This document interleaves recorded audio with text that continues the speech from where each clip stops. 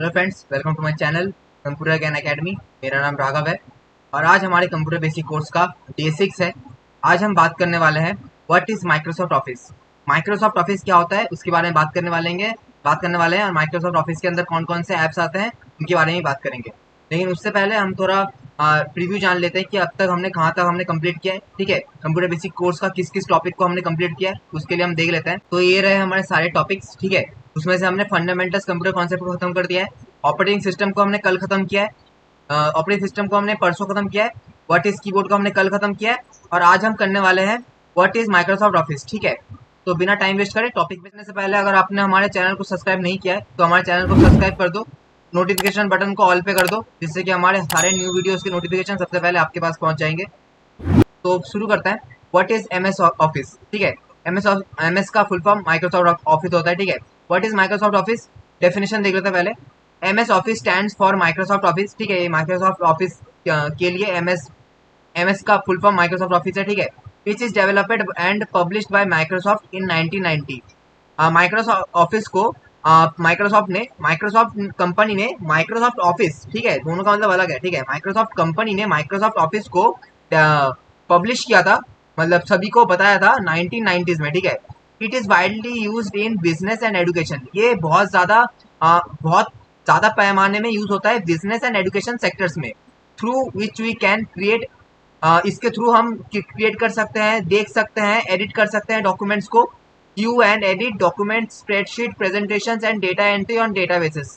ठीक है, इसमें क्या कर सकते हैं, इसमें हम कुछ भी क्रिएट कर सकते हैं, कुछ भी देख सकते हैं, एडिट कर सकते हैं डॉक्यूमेंट को, फिर स्प्रेडशीट बना सकते हैं। स्प्रेडशीट्स का मतलब यहाँ पे एमएस एक्सेल की बात की जा रही है। ठीक है, फिर प्रेजेंटेशन मतलब पावर पॉइंट की बात कर रहे हैं। और डेटा एंट्री भी कर सकते हैं ऑन द डेटाबेस, मतलब डेटा जो हमारा डेटा है उसके ऊपर हम डेटा एंट्री कर सकते हैं। ठीक है, आगे देखते हैं। What is MS office. MS office क्या है। MS office was made for office work by Microsoft.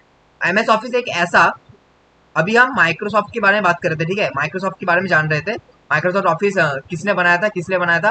लेकिन अब हम देखेंगे कि माइक्रोसॉफ्ट ऑफिस क्या है। ठीक है, Microsoft office was made for office work by Microsoft, मतलब किसी भी ऑफिस काम करने के लिए, ऑफिस के काम को करने के लिए, जैसे कि जब ऑफिस में लैपटॉप वगैरह लेके बैठे होते हैं ना, तो वो सब काम करने के लिए एमएस ऑफिस को बनाया गया था।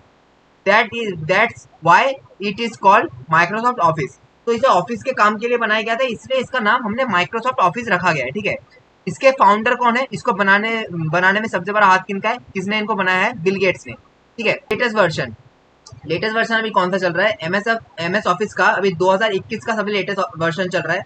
इससे पहले 2019 का चल रहा था, फिर 2016 का चल रहा था, अभी 2021 का चल रहा है। ठीक है, in initial days there are mainly 3 software which are, ठीक है, अभी के टाइम पे सबसे ज्यादा यूज इन एप्स को किया जा रहा है। ठीक है, एक होता है एमएस वर्ड, एक होता है पावर पॉइंट, एक होता है एमएस एक्सेल। ठीक है, अब एमएस वर्ड से क्या कर सकते हैं, एमएस वर्ड से हम डॉक्यूमेंट क्रिएट कर सकते हैं। ठीक है, जैसे कि रेज्यूमे बनाना, लेटर लिखना, एप्लीकेशन लिखना, सर्टिफिकेट बनाना। ठीक है, इन सब का काम हम डॉक्यूमेंट में कर सकते हैं।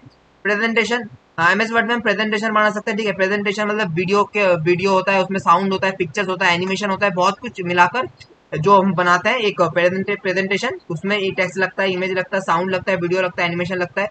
हम इसके बारे में आगे जाकर समझेंगे, अभी आपको शायद समझ में नहीं आ रहा होगा, लेकिन हम आगे जाकर जब पावर पॉइंट करेंगे तब आपको समझ में आ जाएगा कि इन सब चीजों का इंक्लूड होता है, इन सब चीजों की जरूरत होती है उसमें। ठीक है, फिर एमएस एक्सेल।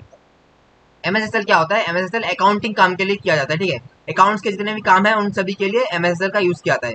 जैसे कि सैलरी का चार्ट बनाना, फिर बिल निकालना, फिर स्टूडेंट का रिजल्ट निकालना, फिर मैथमेटिकल कैलकुलेशंस, इन सब चीजों में एमएस एक्सेल की जरूरत पड़ती है। अब और भी कुछ ऐप्स है, मतलब और भी है, माइक्रोसॉफ्ट के बहुत सारे ऐप्स है। ठीक है, लेकिन हम इस कोर्स के अंदर इन ऐप्स को ही कवर करने वाले हैं। ठीक है, जो अभी तीनों सबसे ज्यादा यूज किए जाते हैं लोगों के द्वारा। ठीक है, अभी के टाइम पे तो ये उन तीनों में से है।